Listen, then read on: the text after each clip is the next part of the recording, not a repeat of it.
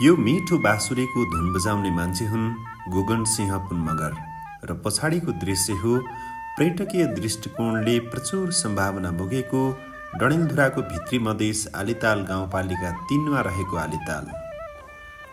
यो ताल समुद्री सतहबाट करिब 800 मिटर उचाइमा महाभारत पर्वत श्रृङ्खलाको फेदमा रहेको छ। गोगन सिंह पुन मगर यही तालमा चौकीदारको रूपमा काम गर्नुहुन्छ।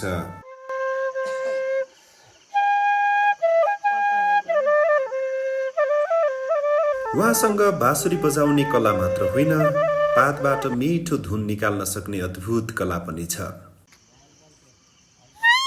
यसरी बजाउन मिल्छ है।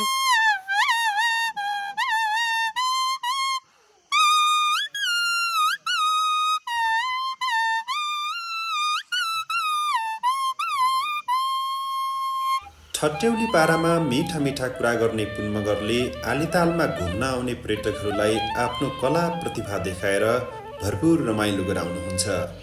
साथै उहाँ राम्रो फोटोग्राफर हो भन्दा पनि फरक पर्दैन। घुम्न आउने पर्यटकहरूको उहाँले आकर्षक फोटो भिडियो पनि खिचिदिनुहुन्छ। उहाँले नै बजाएको बाँसुरीको धुनमा मैले पनि आलितालको दृश्यसँग एउटा भिडियो बनाएँ।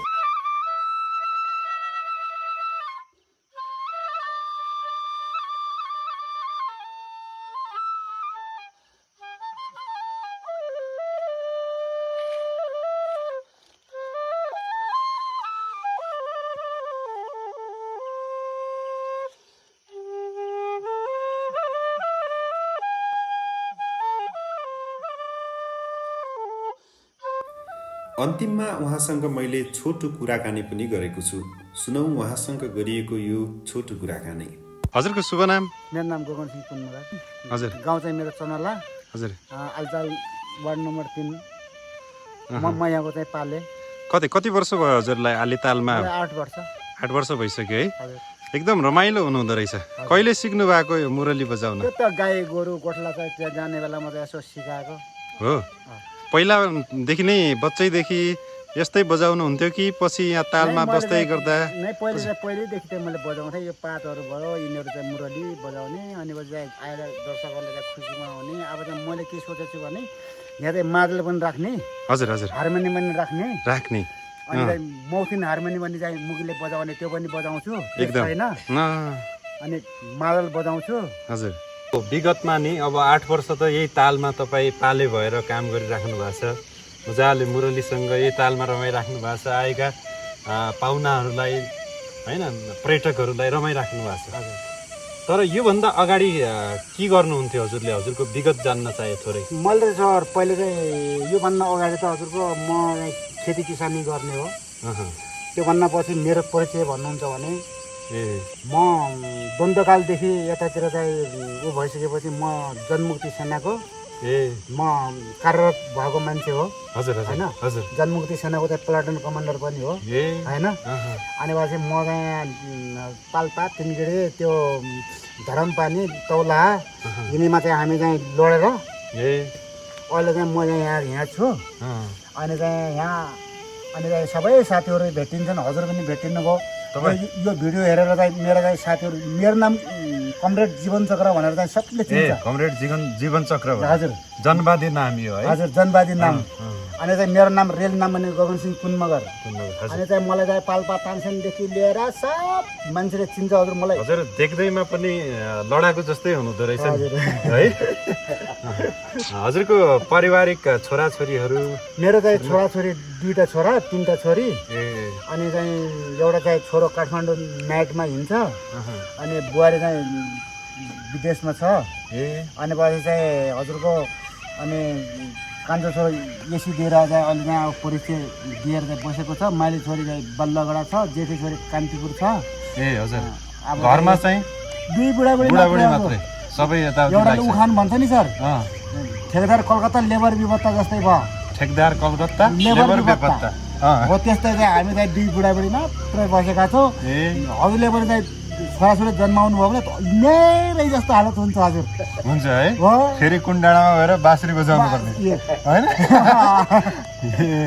हजुर। अनि अब हजुरको परिवारले के भन्नुहुन्छ? दिनभरि यहाँ बस्नुहुन्छ मजाले, खुसी दिनुहुन्छ यहाँ आएका होइन पर्यटकहरूलाई अनि तपाईँ गरिराख्नुहोस् अब के गर्ने म साथ दिनुहुन्छ जे होस्। अनि बुढीले पनि भन्छ म एक्लै चाहिँ गाई छन् गोरु छन् त्यसले बाख्रा छन् तिमीलाई चाहिँ म हेर्छु। अब तपाईँको क्षमता यति राम्रो रहेछ। अब यो पात दिन्छ म तपाईँले पातमा मजाले बजाइदिनुहुन्छ है मजाले बजाइदिनु मजाले। ल एकचोटि फेरि सुन्न मन लाग्यो है।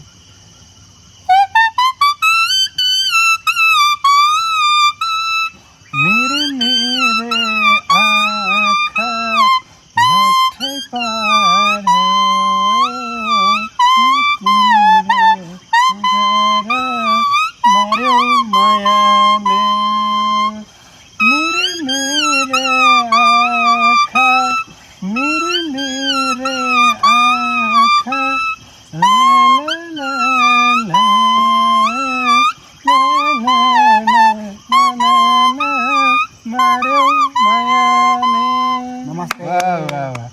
कति राम्रो पर्दिरा है मार्यो मायाले।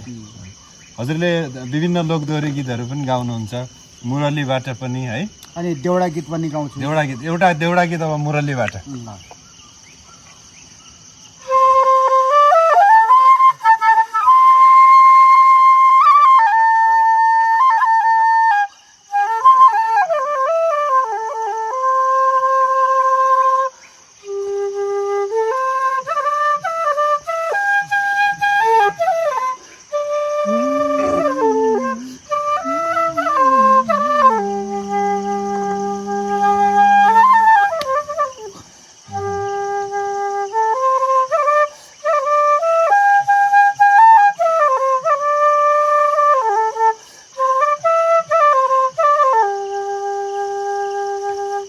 यो चाहिँ भुवन दाल दाइले गाएको गाना आसामका भुवन दाल दाइले गाउनु भएको ठाडी भएको औलो पाती दुसाइले कपाती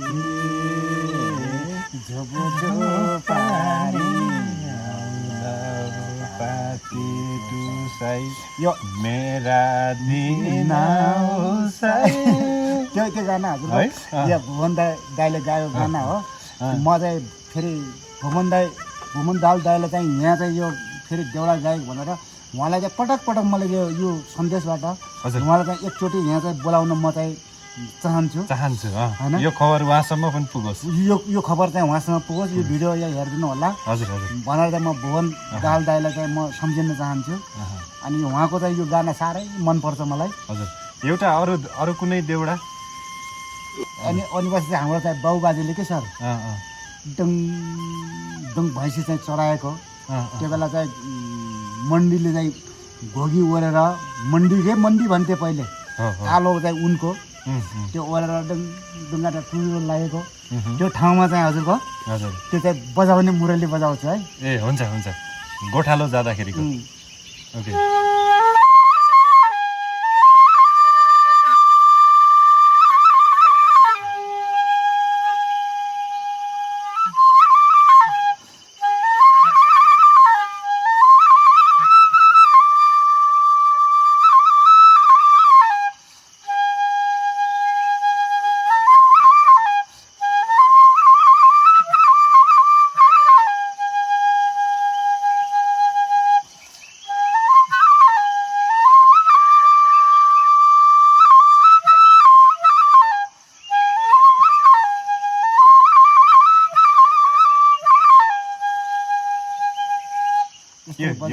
यो चाहिँ पहिला भैँसी चराउन जाँदाखेरि है गाई बस्तु चराउन जाँदाखेरि गोठमा डाँडा पाखाहरूमा बजाउने गर्नुहुन्छ। यस्तो चाहिँ गाउँमा चाहिँ यस्तो चाहिँ लेकमा हुन्थ्यो नि त, त्यसमा चाहिँ ठुलो ढुङ्गा हुन्थ्यो अनि त्यो ढुङ्गामा यतापट्टि बस्यो भने जुगाले खान्थ्यो होइन। त्यहाँबाट चाहिँ बुढा पाकाले चाहिँ त्यो ठुलो ढुङ्गामा जाने भैँसीहरू यता चर्ने डुङ डुङ घाँडो बज्ने अनि चाहिँ उहाँहरूले चाहिँ यस्तै बजाएर कति वर्ष गर्नुहुन्थ्यो क्या। हजुर उमेर चाहिँ कति वर्ष पुग्यो?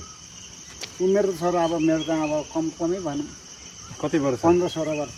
15-16 वर्ष देख्नमा त तपाईँको जोस जागर 15-16कै छ, तर वास्तवमा भन्नुपर्दा छोरा बुहारी सबै 57 वर्ष सर यताउति गइसक्नु भयो। 57 वर्ष अझै त भर्खर जवानै हुनुहुन्छ नि।